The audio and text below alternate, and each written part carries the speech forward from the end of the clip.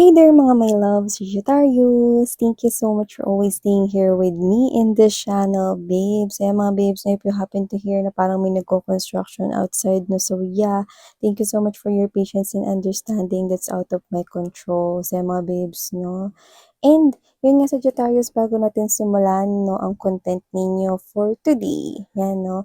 Gusto ko lamang sabihin sa inyo na meron tayong new channel, ang Dalnim. So yan ay for collective readings for all signs. No. So kahit anong zodiac sign, pwede kayo doon. No. Just take how this resonates no, sa mga readings. And of course, ang link niya ay nasa description box. So yun no, our content for today is ano ba tong tatlong bagay na kailangan mo ngayon, Sagittarius. So, hi and hello new subscribers. By the way, my name is Yan, and to the returning subscribers, thank you so much for the warm love and support ang binibigay mo sa akin here. So yeah, let's go ahead and check this out for you, Sagittarius. Na tayong gender, bae, lalaki, LGBT, cross-watchers, you can flip roles if you want. At the end of the day, you have your free will. Spirits and angel guides, can you please show me? Thank you so much for being here. Archangel Michael, thank you so much. This is for Sagittarius. Ano po yung tatlong bagay na kailangan ni Sagittarius? Tatlong bagay na kailangan ni Sagittarius.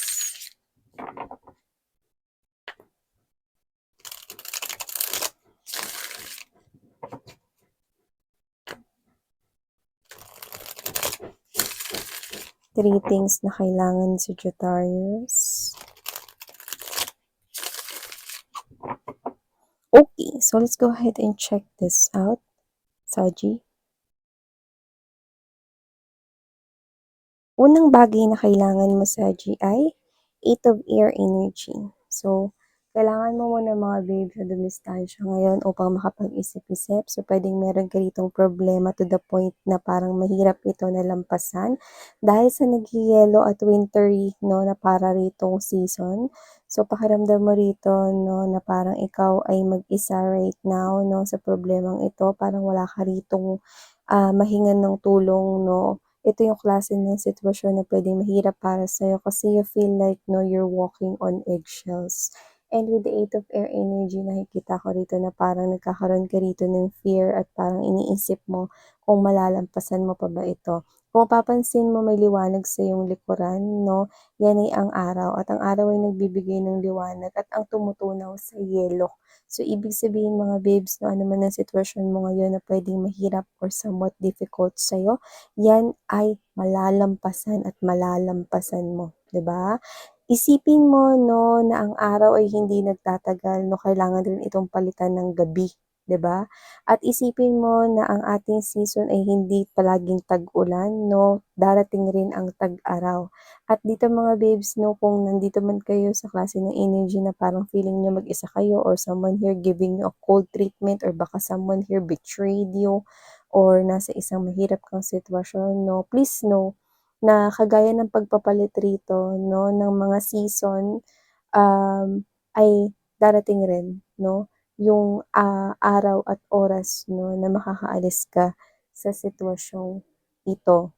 Yan, no. So, wag ka ritong mag-doubt na yan ay posibleng mangyari at lakasan mo lang ang iyong loob, no? At kinakailangan mo ngayon rito na parang mas makapag-isip, maikalma yung sarili mo, no? Yung isip mo, no? So, pinapayuhan rito na kailangan mo muna na dumistansya no, sa iba upang magkaroon ka rito ng peace of mind at makapag-isip ka ng mas malinaw at mas maayos, Sagittarius. Ikalawang bagay na kailangan mo ay ang justice. Yan, no?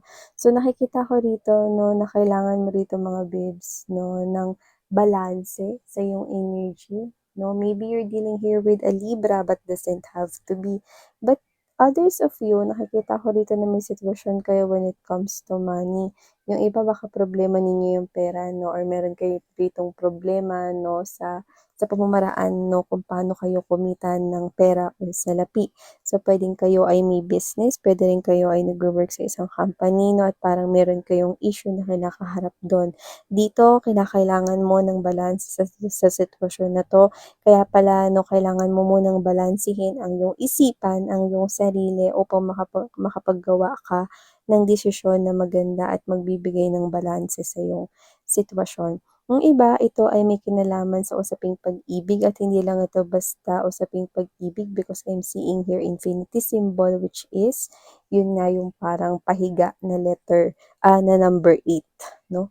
So, whatever the case may be, nakikita ko rito, no, um, Sagittarius 'no, na ikaw ito na puwedeng yung iba sa inyo may kinakaharap kayo 'no, na problema 'no sa inyong marriage life na especially for those married people or committed na kayo 'no, like literally puwede rin ka-live-in niyo na siya or whatever the case may be.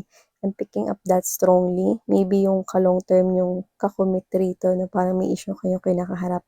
Kailangan niyo rito ng balanse 'no, na na energy upang masolusyonan ang problema na ito.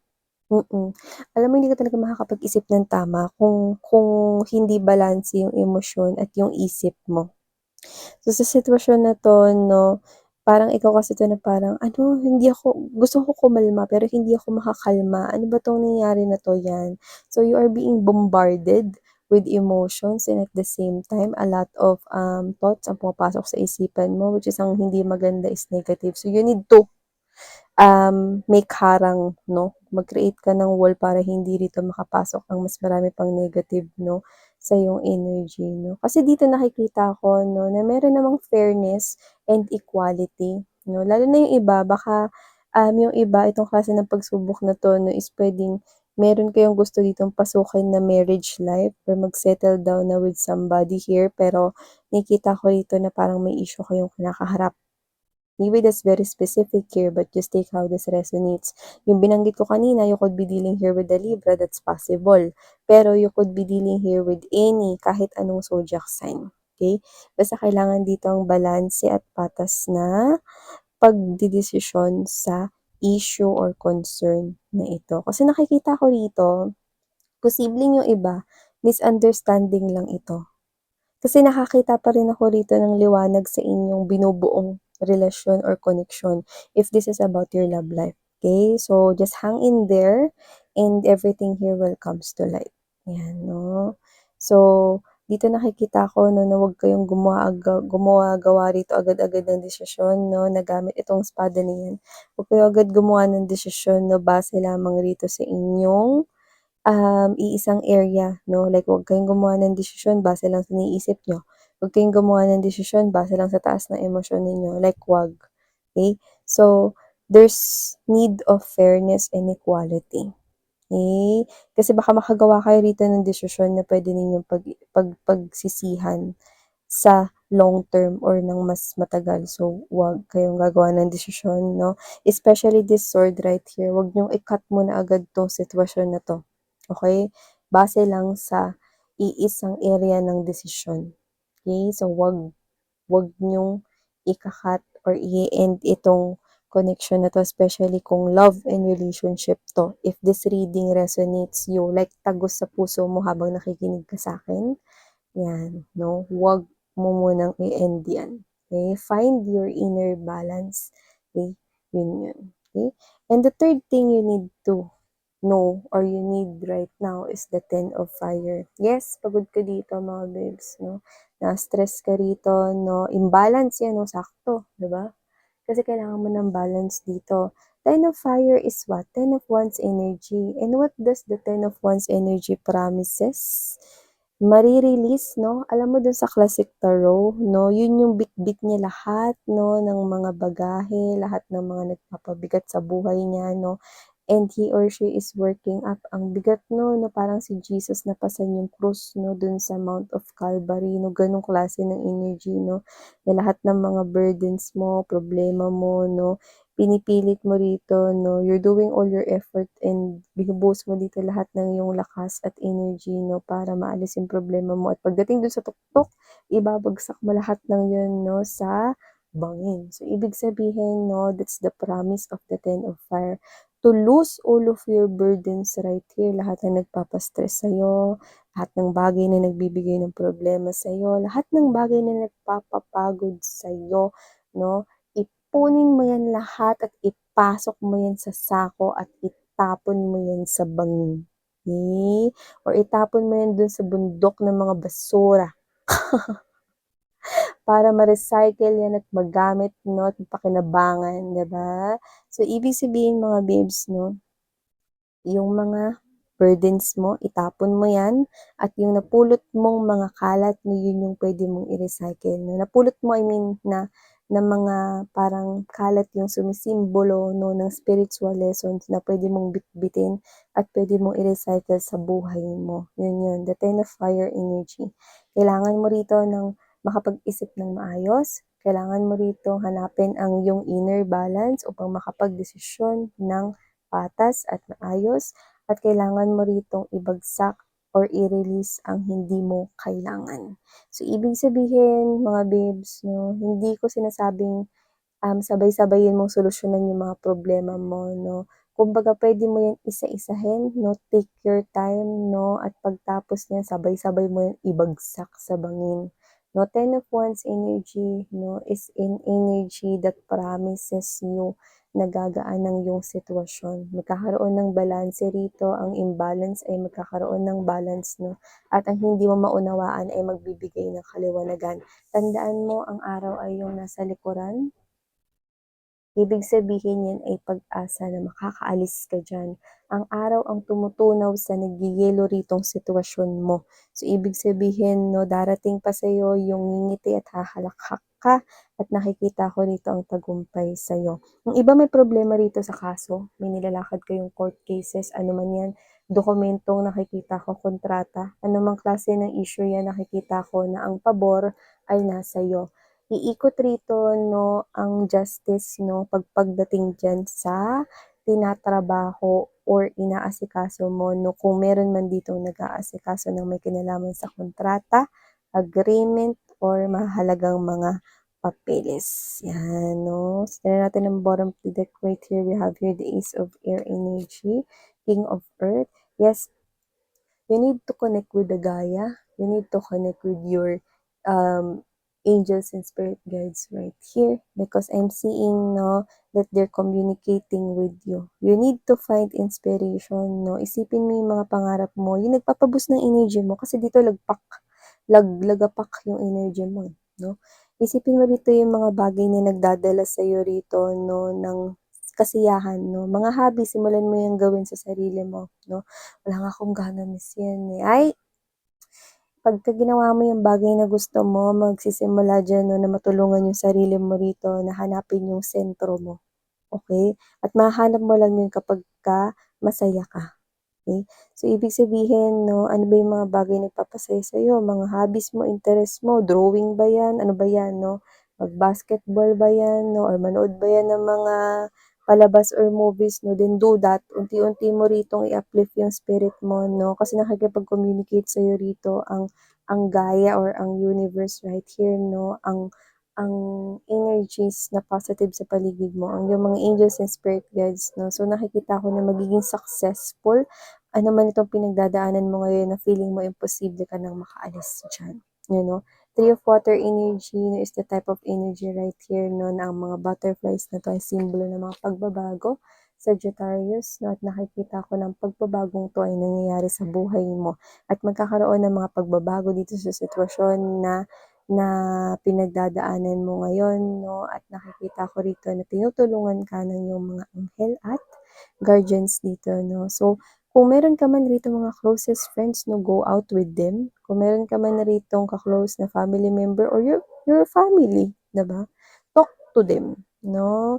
Kasi meron silang kakayahan rito i-uplift yung spirit mo. Lalo na yung mga kaibigan mo. Nakita ko na yung mga kaibigan mo, no, mga funny at mga witty sila. So, makatutulong sila rito, no, para matulungan mo yung sarili mo na ngumiti hanggang sa tumawa, hanggang sa masolusyonan mo itong mga problema mo. So, hingi pa tayo dito ng advice. Advice for Sagittarius, please. This is for Sagittarius advice, please.